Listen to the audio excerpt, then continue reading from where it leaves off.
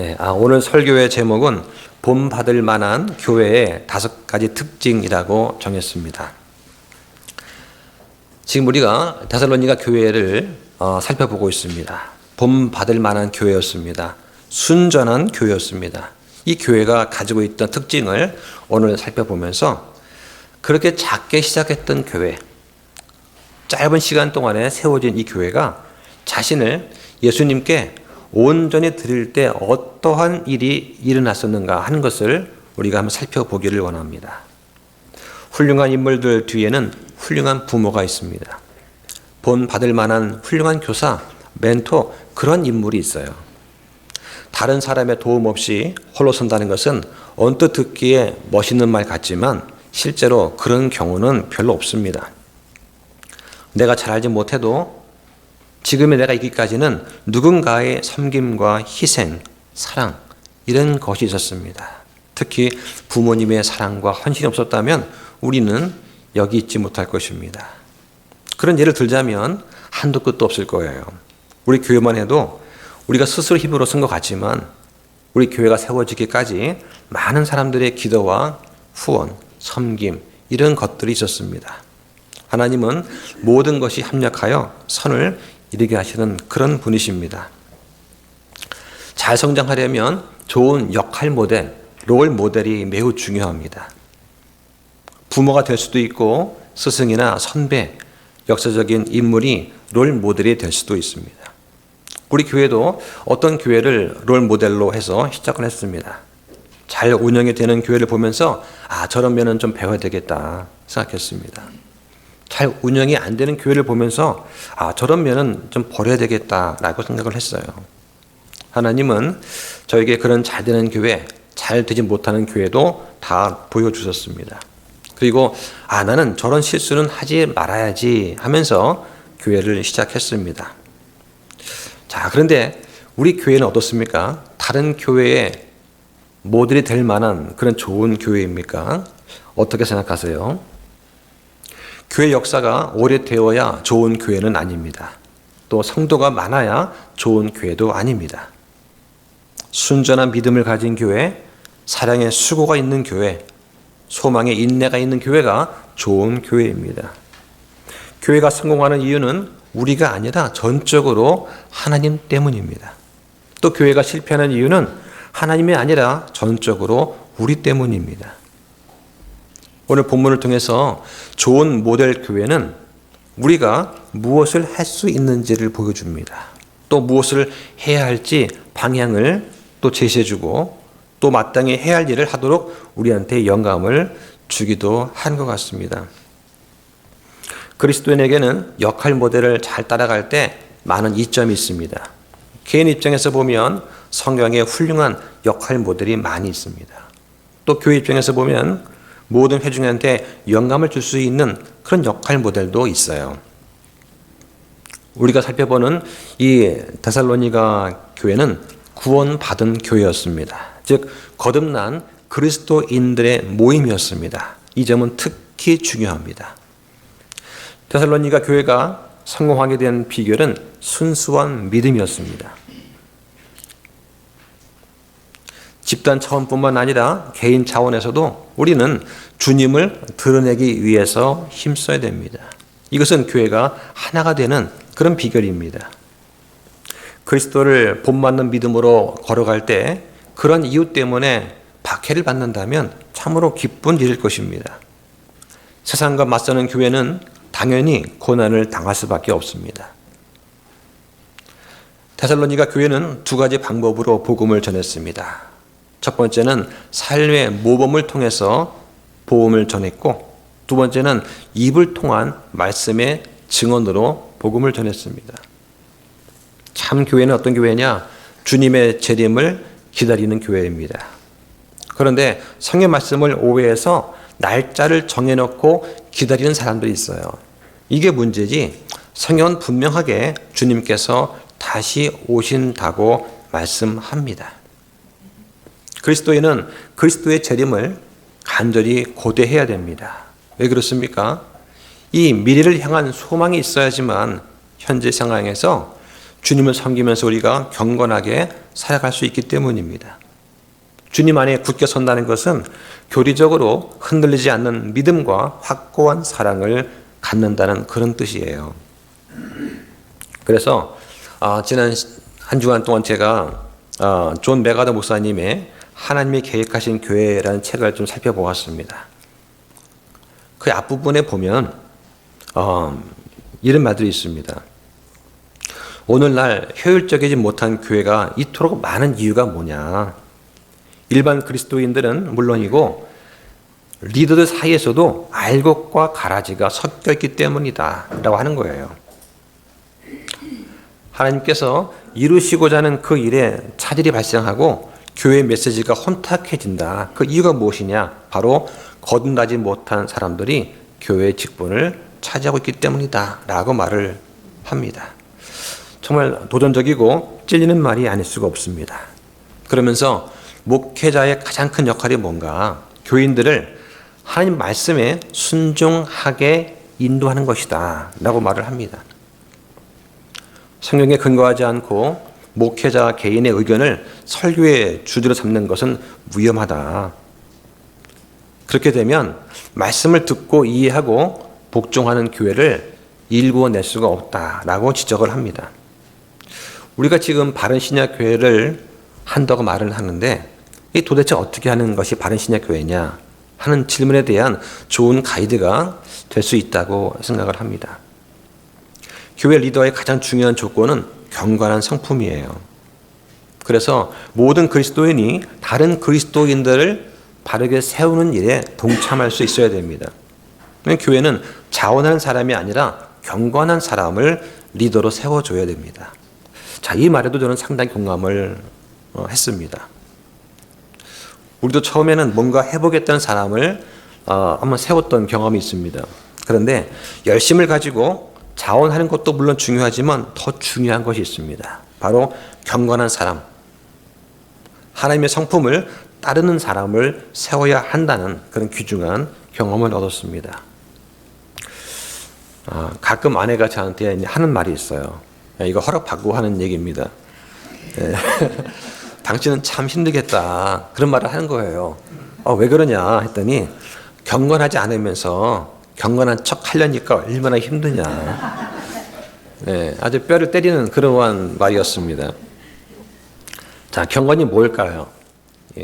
성령의 열매처럼 믿음을 가진 사람들은 성장하면서 열매를 맺게 됩니다. 반드시 올바른 믿음 위에 덕을 쌓고 그 위에 지식을 쌓습니다. 지식은 분별하는 겁니다. 하나님과 말씀에 대한 지식을 가져야 돼요. 그 위에 절제를 필요로 합니다. 올림픽에 나가는 선수가 모든 것을 절제를 합니다. 예를 들어서 어떤 그 메이저리그 야구 선수인데요. 일본 사람입니다. 이 사람은 10년 동안 매일 아침에 같은 음식만 먹었다고 합니다. 똑같은 음식만.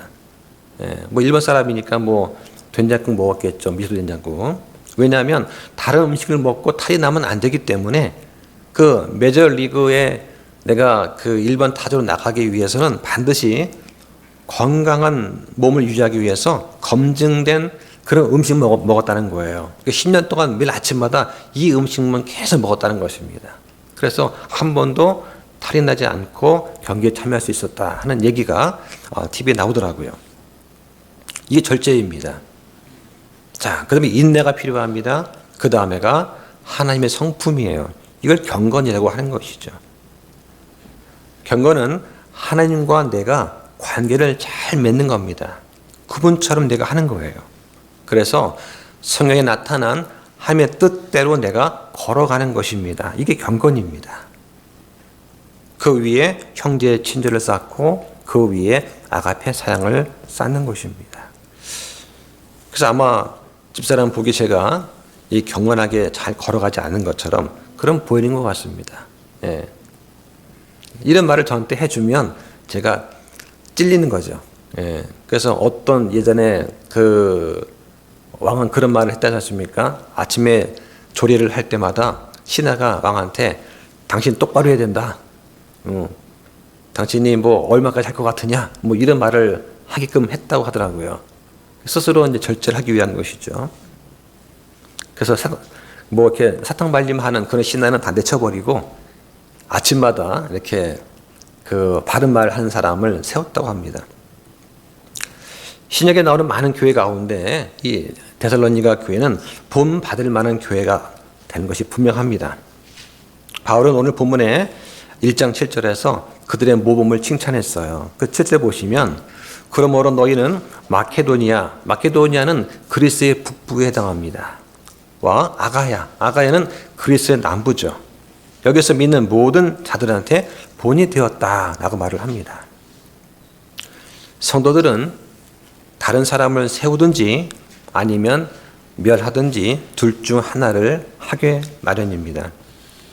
질서 있게 교회에서 지체를 섬기고 세워주든지 아니면 무질서하게 자신을 내세우면서 자기를 자랑하고 남을 무시하면서 공동체를 망하게 만듭니다. 나는 어떤 사람일까 한번 생각해 보시기 바랍니다. 데살로니가 교회는 생긴 지 얼마 안 되는 젊은 교회였습니다. 그런데도 불구하고 오늘 본문에서 바울은 이 교회 사람들이 모범이 된다 하는 몇 가지 특징을 말하고 있습니다. 다시 말해서 데살로니가 교회처럼 자신을 온전히 예수님께 내어 맡기면 우리한테 어떠한 일이 일어나는가 하는 것을 보여주고 있습니다. 첫째로 데살로니가 교회는 사도들과 주님을 본받는 교회였습니다. 오늘 본문 1장 6절 보세요. 또 너희는 성령님의 기쁨을 가지고 많은 고난 속에서 말씀을 받아 우리와 주를 따르는 자들이 되었다고 합니다. 이 사람들은 본을 따르는 모방자였다는 사실을 한번 잘 보시기 바랍니다. 처음 걸음마를 할 때는 아기들은 부모의 말과 행동을 모방합니다.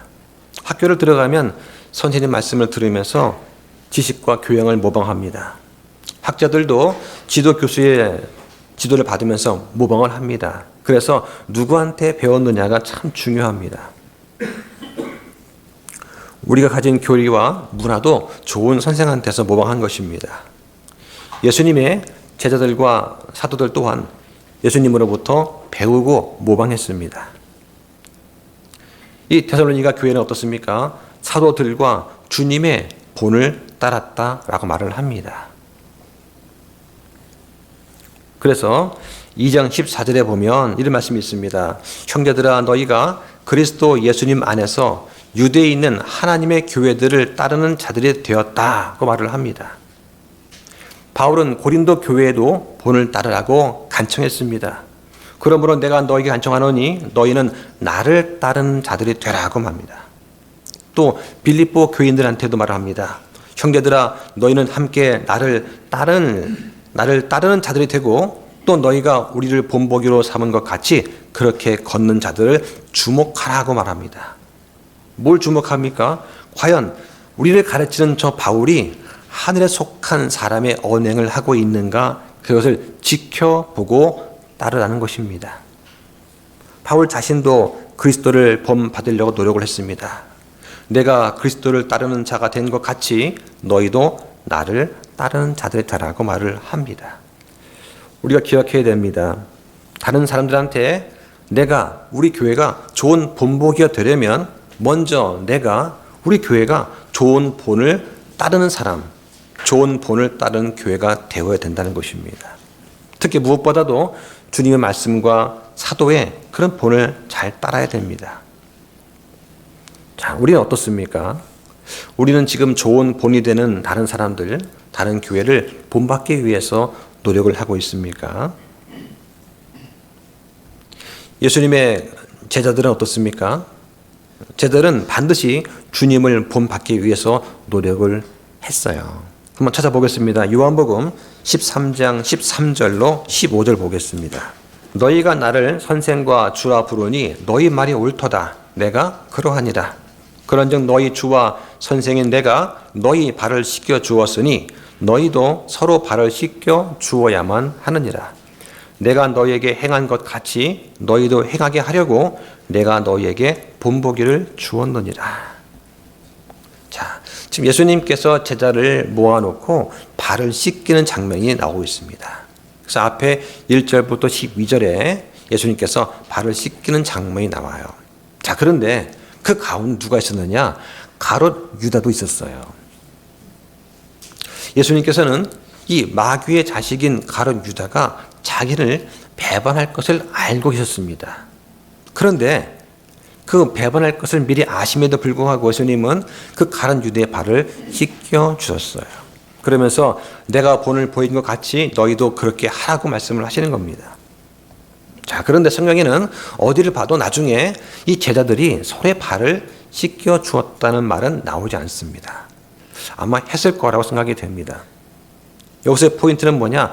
발을 씻겨 주는 것이 아니에요. 예수님께서 원수를 사랑하신 것처럼 너희도 서로 사랑하라. 나다치라고 말씀하시는 것입니다. 내가 마음에 들지 않는 형제라도 자매라도 사랑할 수 있어야 됩니다. 자, 그런데 사랑하려면 어떻게 해야 되느냐? 먼저 내가 옷을 벗어야 되는 거예요. 옷이 무엇입니까? 옷은 나를 드러내 보여주는 것입니다. 내 부끄러운 부분을 가려주기도 하지만 나의 신분이나 내 의를 나타내 주기도 하는 것입니다. 그래서 내 의를 내려놓고 나를 낮추고 무릎을 꿇고 다른 사람보다 더 낮아져야만 다른 사람의 발을 씻길 수가 있습니다. 옷을 입고서는 옷에 물이 튈까봐, 옷이 더러워질까봐 섬길 수가 없을 것입니다. 예수님은 그래서 겉옷을 벗고 수건을 몸에 두르셨습니다. 발을 닦은 다음에 수건으로 닦아서 말려 주어야 닦겠습니까? 그런데 하나님께서 이렇게까지 낮아졌다는 건 정말 놀랍지 않습니까? 이걸 보고 우리가 어떻게 다른 형제 자매를 보고 존중하지 않을 수가 있겠습니까? 하는 거죠. 우리도 또한 하나님의 자녀로서 그리스도를 본받아야 됩니다. 그래서 에베소서 5장에 보면 이 말씀이 있습니다. 1절에 그러므로 너희는 사랑스러운 자녀들로서 하나님을 따르는 자들이 되고 그리스도께서 또한 우리를 사랑하사 우리를 위해 자신을 향기로운 냄새의 헌물과 희생물로 하나님께 들으신 것 같이 사랑 안에서 걸으라고 합니다. 잘 본받는 사람, 잘 본받는 교회가 되는데 우리는 집중할 필요가 있습니다. 그럴 때 우리는 본받는 그런 교회가 될 것입니다. 우리 합평 침례교회도 믿음의 행위와 사랑의 수고와 소망의 인내를 갖는 그런 교회다. 정말 본받을 만한 교회라고 불렸으면 참 좋겠습니다. 자, 본받을 만한 교회의 두 번째 특징이 뭐냐? 핍박 가운데도 말씀을 받고 따르는 교회였습니다. 다시 말해서 우리가 주님께 온전히 자신을 내어 맡기면 핍박 가운데서도 말씀에 순종할 수 있게 된다는 그런 것입니다. 자, 어떻게 말씀 받았는가? 그 6절 다시 한번 보세요. 너희는 성령의 기쁨을 가지고 많은 고난 속에서 말씀을 받았다.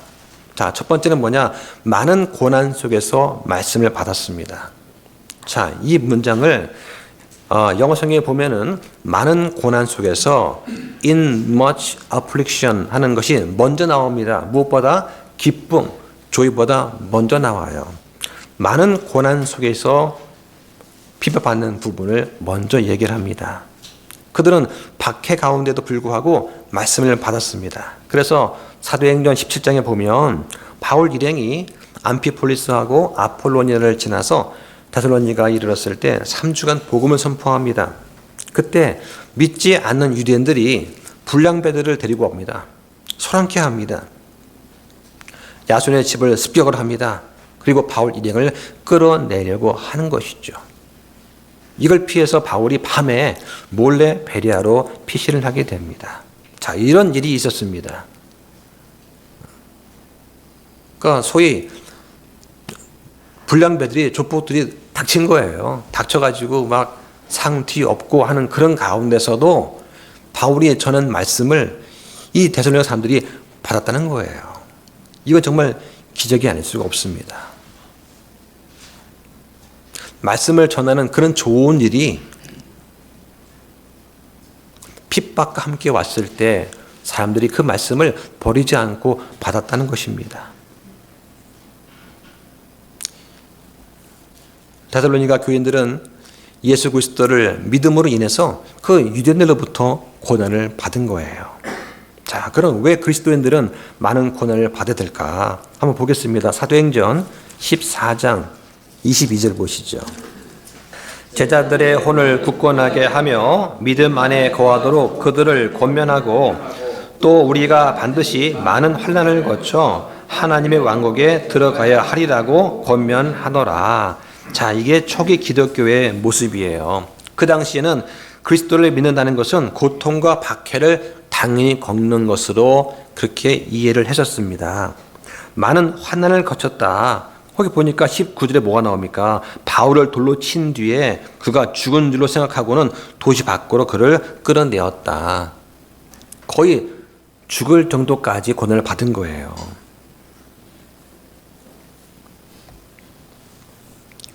예수 믿는다는 것은 믿음은 쉬운 것이지만 그 믿음을 지키는 것은 많은 고난이 따릅니다. 우리 모두 다 경험하지 않았습니까? 특히 믿지 않는 가정에서 혼자 믿음 생활을 한다는 거 얼마나 어렵습니까? 자, 둘째는 성령님의 기쁨을 가지고 말씀을 받았다고 합니다. 여기 보니까 성령님의 기쁨을 가지고 그랬습니다. With joy of the Holy Ghost라고 나와요. 기쁨은 성령이 주는 열매입니다.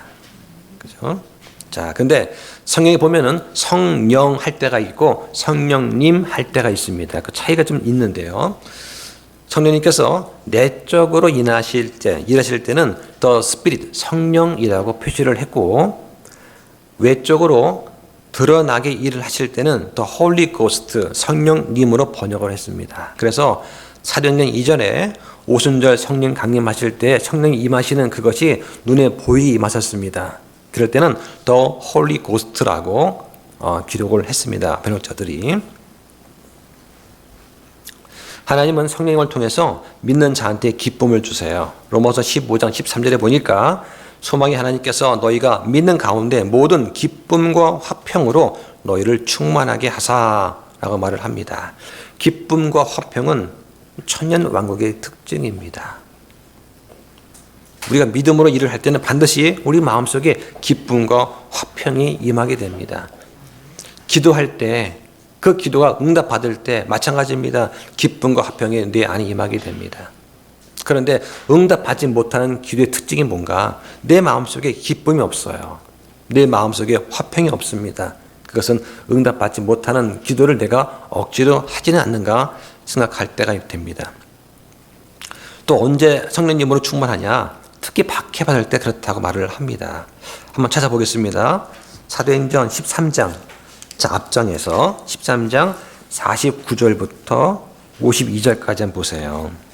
주의 말씀이 두루 그 온 지역에 전파되었으나 유대인들이 독실하고 고귀한 여자들과 도시의 주요 인사들을 선동하여 바울과 바나바를 핍박하게 하며 그들을 자기들 지방에서 쫓아내므로 그들이 저들을 대적하여 자기 발에 먼지를 떨어버리고 이고니움으로 가니라.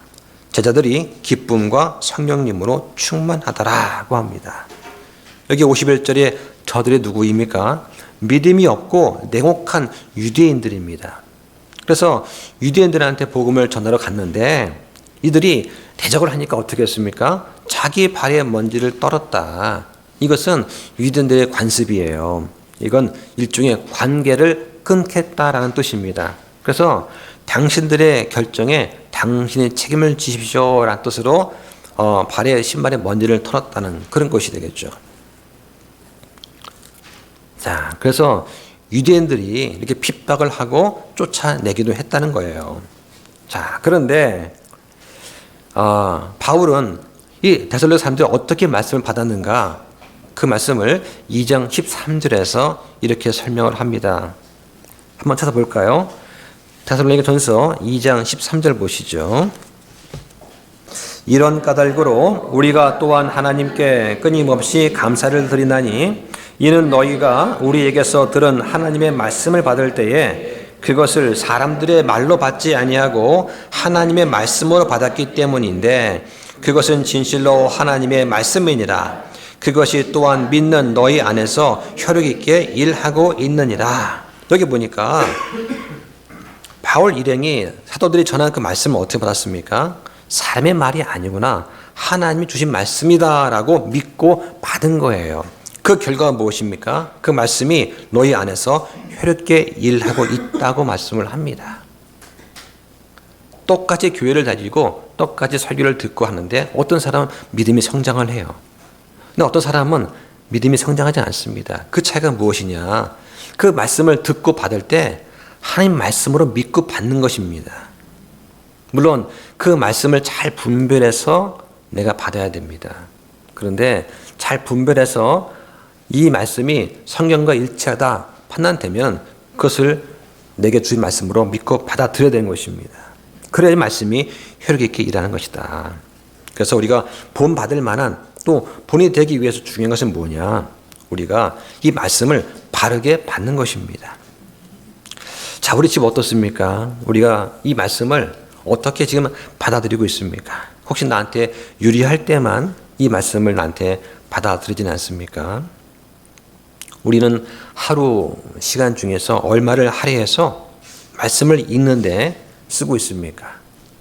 바쁜 일과 속에서 남는 시간을 말씀에 읽는 데 쓰는 것이 아니라 가장 먼저, 가장 좋은 시간, 가장 맑은 정신의 시간을 떼어내고 그 시간을 말씀을 읽으시기 바랍니다. 하루의 시작을 말씀을 읽고 기도하면서 시작하는 것이 정말 복된 그런 시간이 될 것입니다. 자, 우리는 지금 오전 예배 또 오후 성경 공부를 하고 있습니다. 아마 이거를 마지못해서 참석하는 분은 아마 안 계실 겁니다. 그런데 성령님께 주시는 그런 기쁨, 그런 화평을 경험하신 분이라면 아마 즐거움으로 참여하실 것입니다. 우리는 말씀을 대함에 있어서 정말 본 받을 만한 그런 교회입니까? 한번 생각해 보시기 바랍니다. 모든 사람이 성경 말씀을 주님의 말씀으로 믿고 받아들인다면 교회가 성장하지 않겠습니까? 아마 적어도 오후 예배까지 참여하시는 분은 더 많은 성장을 하실 것입니다. 아카데미를 하시는 분은 아마 더 많이 성장을 하실 거예요. 우리 각 교회는 이 말씀을 제대로 받고 있습니까? 이 말씀 받을 때 어떻게 받아야 되느냐? 온유하게 받아야 됩니다. 한번 찾아보겠습니다. 야고보서 1장 21절 보시죠. 그러므로 모든 더러움과 넘치는 악을 내버리고 접붙여진 말씀, 곧 너희 혼을 구원할 수 있는 말씀을 온유함으로 받으라. 어떻게 받습니까? 온유함으로 받으라는 거예요. 온유함. 바꿔 말하면 튕겨내지 말고 받으라는 것입니다. 네. 이 말씀은 나한테 안 맞아 하면서 튕겨내지 말고 스펀지가 물을 흡수하듯이 쪽쪽 빨아들이라는 그런 말씀이에요. 또한 갓 태어난 아기들이 엄마의 젖을 갈망하는 것처럼 영적 성장을 위해서는 말씀을 사모해야 됩니다. 그래서 새로 태어난 아기들로서 말씀의 순수한 젖을 사모하라. 이것은 너희가 그 젖으로 말미암아 성장하게 하려 함이라고 말씀을 합니다. 만약 우리가 이 말씀을 받아들일 때 바른 본을 세우지 못한다면 우리는 꾸지람을 받는 그런 사람들의 본을 따르게 되는 거예요. 성경에 말씀을 받지 않아서 꾸지람을 들은 사람들이 있습니다. 한번 보겠습니다. 히브리서 5장 12절 보시죠. 시간 면에서 보자면 너희가 가르치는 자들이 되어야만 하는데 누군가가 하나님의 말씀들의 첫째 기초 원리들을 다시 너희에게 가르쳐 줄 필요가 있으므로 너희가 단단한 음식이 아니라 젖을 필요로 하는 자들이 되었도다. 말씀들의 첫째 기초 원리가 무엇입니까? 구원에 관한 거예요. 예, 교회 다닌 지 몇 년 됐는데 불구하고 아직도 구원이 뭔지 내가 구원의 확신이 없고 어떻게 하면 구원받는지 남을 가르치지도 못한다면 이거는 문제가 있다는 거예요. 그러니까 시간을 보면 당연히 다른 사람을 가르치는 자가 돼야 된다. 구원이 뭔지, 하나님은 어떤 분이신지, 예수님과 성령님은 어떤 분이신지 가르칠 수 있어야 된다는 그런 것이죠. 그런데 아직도 기초 원리에 머문다면 그런 문제가 있다는 거예요. 그러면 하나님께서 꾸짖으신다라고 말을 하는 겁니다. 자, 본받을 만한 교회의 세 번째 특징이 뭐냐? 말씀을 전파하는 교회였습니다. 자, 오늘 본문 8절 보세요. 1장 8절에 보니까 주의 말씀이 너희로부터 나와 마케도니아와 아가야에 울려 퍼졌을 뿐만 아니라 합니다. 이게 울려 퍼진다는 말씀이 나오죠. 이게 뭐냐면 마치 나팔수가 나팔을 불면 나팔 소리가 멀리 울려 퍼집니다. 이걸 말하는 거예요. 그래서 그들한테서 말씀이 널리 퍼졌습니다. 그래서 sound out the world 합니다. 널리 퍼진 거예요. 이 사람들은 복음을 듣고서 자기들의 믿음에 대해서 잠잠하지 않았습니다. 이 귀한 소식을 어떻게 남은 알고 있느냐. 그들은 핍박을 인내하면서 복음을 열심히 전파했습니다. 그들로부터 말씀이 다른 곳으로 퍼져나갔습니다. 그래서 그리스 북부인 마케도니아부터 남부인 아가야 전역까지 퍼진 거예요. 또 모든 장소에서 그리스 이외 지역까지 퍼져나갔습니다. 이것은 하나님을 향한 그들의 믿음을 명백히 나타내는 그런 것이었습니다. 말씀 그 자체뿐만 아니라 그들의 믿음도 다른 사람들한테 알려졌습니다. 말씀을 전파하는 것, 전도하는 것은 신실함의 표시입니다. 그래서 구원받을 만한 교회는 어떤 교회냐? 지역사회를 넘어선 전도에 초점을 두는 그런 교회가 되는 것입니다. 자, 우리 어떻습니까? 우리는 전도 열정이 있습니까? 우리가 지금 이 대구 지역에 바른 신약교회를 세우겠다고 모였습니다. 우리는 이 대구뿐만 아니라 다른 곳까지 복음을 전파할 수 있어야 됩니다. 사람이 듣지 않으면 어떻게 믿으며 보내심을 받은 선포자 없이 어찌 듣겠느냐 하는 말씀이 로마서 10장 14절에 나옵니다. 어떤 동네 침례교회는 예배가 끝나면 점심을 먹고 나서 전 교인이 노방 전도를 나갑니다. 얼마나 아름다운지 모르겠습니다. 우리 하자고 하면 아마 전부 동참하시겠죠? 네. 아니, 대구 지역에 동네 침례교회가 거의 없잖아요. 네. 그럼 이 좋은 교리를 가지고 이 바른 교회를 널리 알리지 않겠습니까? 그래서 그 교회는 벌써 몇 년째 점심 먹고 나면 전 교인이 다 모여가지고 전도를 나가는 거예요. 끝나고 나서 30분 전도가 들어와서 또 찬양하고 또 교제한 다음에 오후 예배하고 이게 습관이 된 거예요. 또 제가 아는 어떤 형제는 토요일만 되면은 전국의 그 기차역에 나가서 확성기를 들고 노방 설교를 합니다. 그 얼마나 마음이 뜨거우면 그럴까요? 얼마나 마음이 뜨거우면 도저히 안 하기 못 배겨서 입에 가시가 돋아서 말씀을 전파하고 싶어서 그렇게 할까요? 우리 자신을 예수님께 온전히 내어 맡기면, 예수님 나를 도구로 써 주십시오 라고 맡기면 당연히 우리는 전도하게 됩니다. 안디옥이 바울과 바나바를 파송한 것을 한번 기억해 보십시오. 사도행전 13장에 나오죠. 또 가이오가 선교사를 도와준 것도 보시기 바랍니다. 요한 3서에 나옵니다.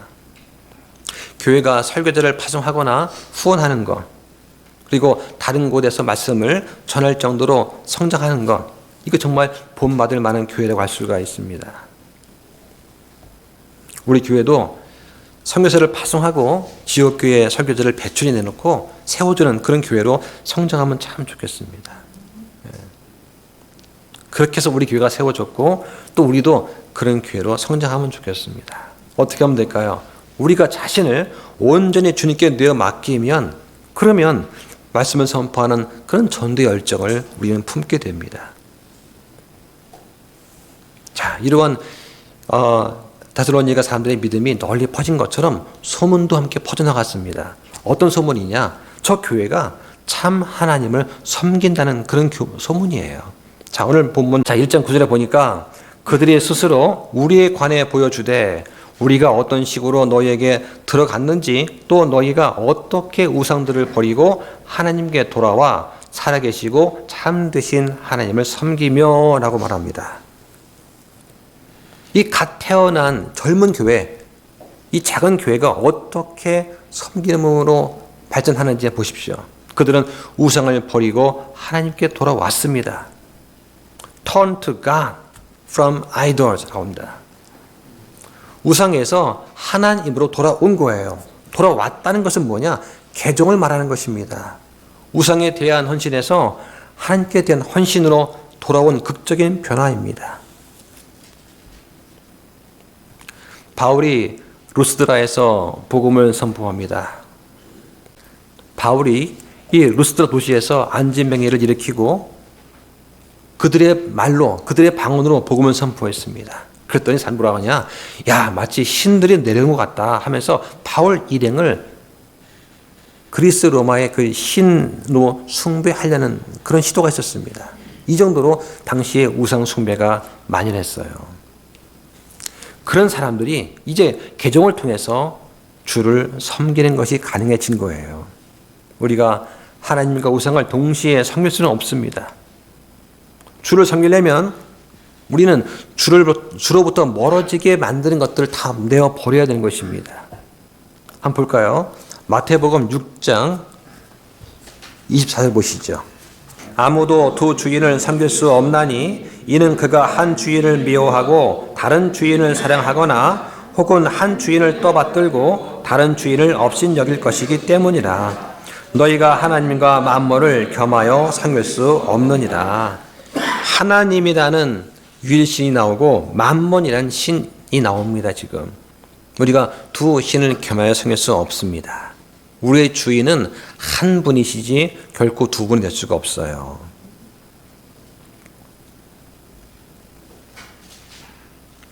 우리가 주님께 대해서 참되고 신실한 섬김을 하려면 우리 마음속에 참된 회심이 필요합니다. 다른 종교에는 약속할 수 없는 그 산 소망이 있어요. 바로 부활과 재림의 소망이 우리한테 있다고 성경은 분명히 말씀을 합니다. 자, 우리 어떻습니까? 혹시 우리한테 멀리 해야 될 그런 우상은 없습니까? 성경은 탐욕은 우상 숭배라고 분명히 말씀합니다. 에베소서 5장 5절과 골로새서 3장 5절에 말씀을 합니다. 탐욕은 우상 숭배니라 그 말씀을 하시는 거죠. 우리가 어떤 일을 하면서 그 일이 주를 섬기는 데 방해가 된다면 그것도 우상 숭배가 될 수 있습니다.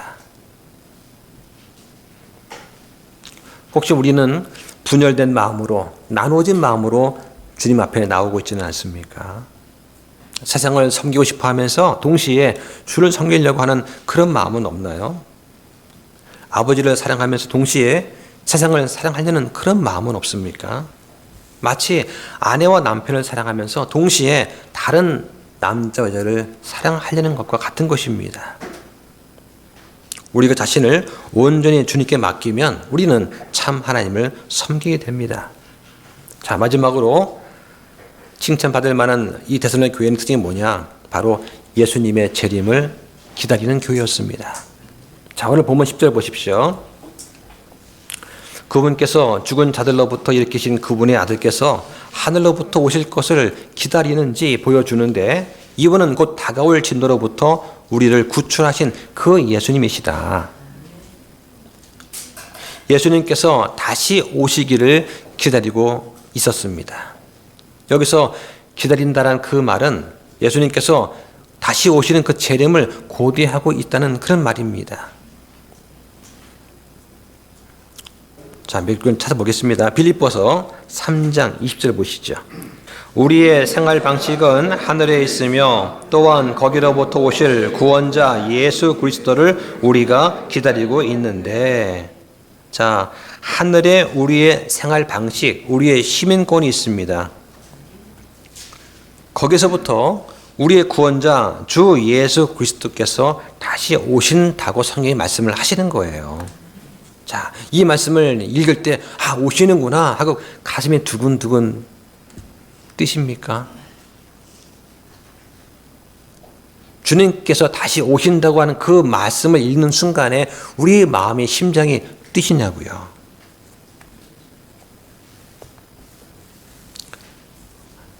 남녀가 데이트할 때는 5분만 늦어도 막 전화하고 두근두근 심장이 뛰면서 주님이 오시겠다고 성경에서 수십 군데에서 말씀을 하시는데 읽을 때마다 심장이 차갑게 뭐 오시나 보지.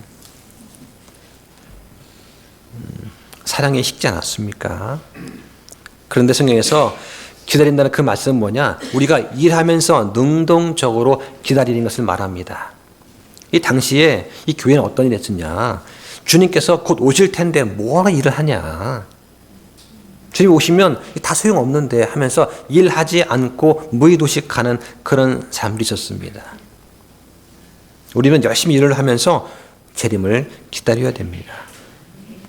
재림에 대한 기대는 모든 그리스도인이 가져야 될 그런 태도입니다. 자, 또 보겠습니다. 디도서 2장 11절 보시죠. 디도서 2장 11절부터 13절.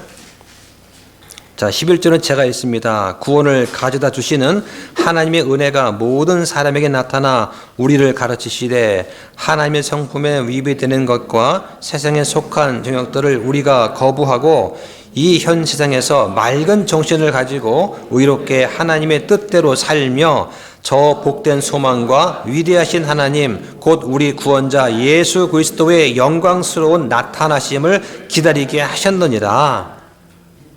자, 이 말씀을 듣고 마지막 벅차오지 않으십니까? 벅차오르셔야 되는데요. 네. 아니, 심령이 굳었습니까? 왜? 예수님께서는 자기를 바라는 자들한테 구원을 주시기 위해서 오신다고 성경은 분명히 말씀을 하시는 거예요. 그러니까 본받을 만한 교회는 어떤 교회냐? 언제나 예수님의 재림에 소망을 품는 교회다, 이렇게 말씀을 할 수가 있습니다. 어떻게 하면 돼요? 우리가 자신을 온전히 주님께 내어 맡기면 언제나 예수님의 재림의 소망을 품게 되는 거예요. 자, 우리는 어떻습니까? 재림을 정말 간절히 소망하고 있습니까? 혹시 재림이 연기되기를 바라지 않습니까? 아, 좀 살만한데, 아, 이제 좀 적금 만기가 돌아오는데, 아, 이제 승진했는데, 아, 나 다음 달 결혼하는데, 아, 그럴 수 있지 않겠습니까? 예. 꿈과 같은 날들이 펼쳐질 것 같은데, 지금 오시면 안 되는데, 이런 생각 아마 할 분 많을 거예요. 아니면 우리 태도는 아멘 주 예수님이여 과연 그와 같이 오시옵소서 하고 기도한 요한의 태도와 같아야 될 것입니다. 이 질문에 어떻게 대답하는가 하는 것은 우리 영적인 상태와 관계가 있습니다. 교회로서 우리가 정말 본받을 만한 가치가 있는지 보여주는 그런 증거가 될 수가 있어요. 자, 말씀을 정리하겠습니다. 자, 이 데살로니가 교회는 어떤 교회냐? 시작한 지 얼마 안 된 교회라는 것을 좀 기억하셔야 돼요. 바울이 이 말씀을 기록하기 얼마 전에 세워졌습니다. 그런데 바울은 그들을 그토록 칭찬하는 말을 지금 쓰고 있는 것입니다. 그들은 믿음의 행위가 있습니다. 즉 우상에게서 하나님께로 돌아왔습니다. 사랑의 수고가 있습니다. 하나님을 섬기고 있습니다. 소망의 인내가 있습니다. 즉 구원자를 지금 기다리는 중이에요. 이것이 로마인들과 유대인들의 핍박 속에서 이루어지는 것입니다. 주변에 핍박이 있으니까 주님 오시길 갈망하는 것이죠.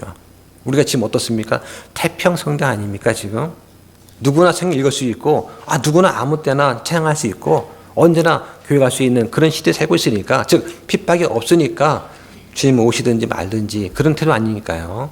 만약 우리가 교회 가기 위해서 집 밖을 나설 때 주변에서 쟤 어디 가나 보다, 감시해야지, 핍박해야지 하는 눈빛으로 바라보고 있다면 우리는 아마 조마조마하면서 기도하는 마음으로 하루하루 살아갈 것입니다.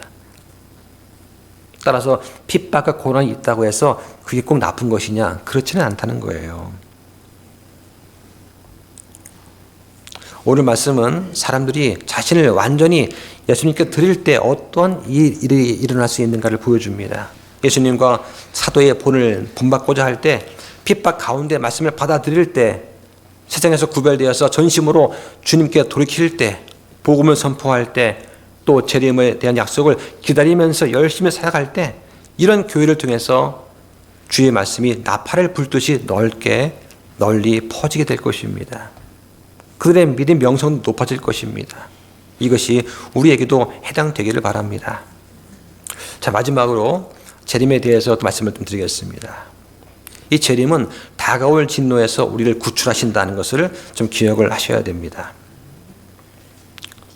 예수님께서는 우리를 그 진노에서 구원하실 때 바로 십자가의 죽음을 통해서 구원하셨습니다. 그 죽음을 통해서 우리가 하나님과 화해하게 하셨어요. 자, 이 말씀 보겠습니다. 로마서 5장 보시죠. 로마서 5장 8절부터 11절까지 보겠습니다. 우리가 아직 죄인이었을 때에 그리스도께서 우리를 위해 죽으심으로써, 이 죄인이었을 때란 말은 6절에 우리가 아직 힘이 없었을 때와 똑같은 말입니다. 또 10절에 우리가 원수였을 때와 같은 말이에요. 죄인이었을 때에 그리스도께서 우리를 위해 죽으심으로써 하나님께서 우리를 향한 자신의 사랑을 당당히 제시하시느니라. 그러면 이제 우리가 그분의 피로 의롭다고 인정받았으므로 더욱더 그분을 통해 진노로부터 구원을 받으리니, 여기서 진노로부터 구원을 받는다, 이 말씀은 우리가 7년 환난기에 들어가지 않는다는 그런 말씀으로 보시면 됩니다. 이는 우리가 원수였을 때에 하나님의 아들의 죽음에 의해 하나님과 화해하게 되었다면 화해하게 된 자로서 더욱더 그분의 생명에 의해 구원을 받을 것이기 때문이라. 자, 11절 하겠습니다. 시작. 그뿐만 아니라 우리 주 예수 그리스도로 말미암아 이제 속죄를 받은 우리가 그분을 통해 또한 하나님을 기뻐하느니라. 속죄를 받은 거, 우리를 의롭다고 인정해 주신 거, 우리를 칭의를 해 주신 것을 말하는 것입니다. 자, 여기 진노가 나오는데요. 진노는 7년 환난을 말한다 볼 수가 있어요. 성경의 진노가 198회가 나옵니다.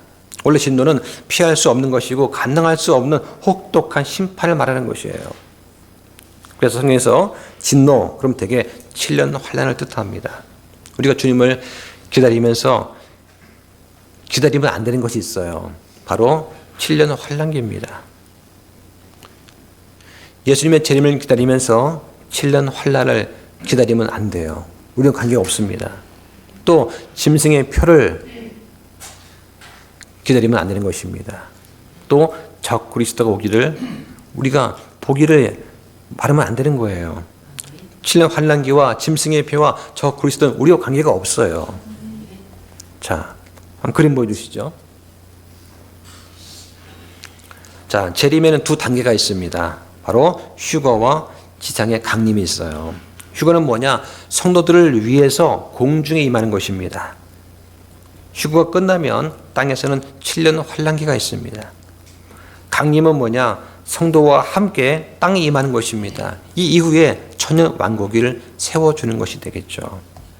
자, 그 다음 보실까요? 다음 그림이요. 예, 성경에 보면 이렇게 공중 휴거에 관한 구절이 있어요. 한 30구절 됩니다. 예. 그래서 개신교에서는 휴거가 없다라고 말하지만 성경은 분명히 이렇게 30구절에 해당하는 공중 휴거를 말하는 구절이 분명히 나와 있습니다. 자, 그래서 공중 휴거와 지상 강림 뭐가 다르냐 좀 정리를 해보겠습니다. 자, 다음 보시죠. 자, 여기 보시면 잘 나와 있어요. 공중 휴거는 모든 성도가 채어 올라갑니다. 그런데 지상 강림 뭐냐? 채어 올라가는 일이 없어요. 두 번째는 채어 올라간 성도가 하늘로 갑니다. 그런데 지상 강림 뭐냐? 채어 올라간 성도들이 땅으로 돌아옵니다. 휴거는 땅이 심판받지 않습니다. 지상의 재림은 땅이 심판을 받고 공의가 확립이 됩니다. 휴거는 네 번째, 표적이 불필요합니다. 언제라도 발생 가능할 수 있어요. 당장 오늘 밤에도 올 수 있습니다. 지상 강림은 예언된 표적들이 있습니다. 왜냐? 환난기 이후에 발생하기 때문에 반드시 표적이 있어야 돼요.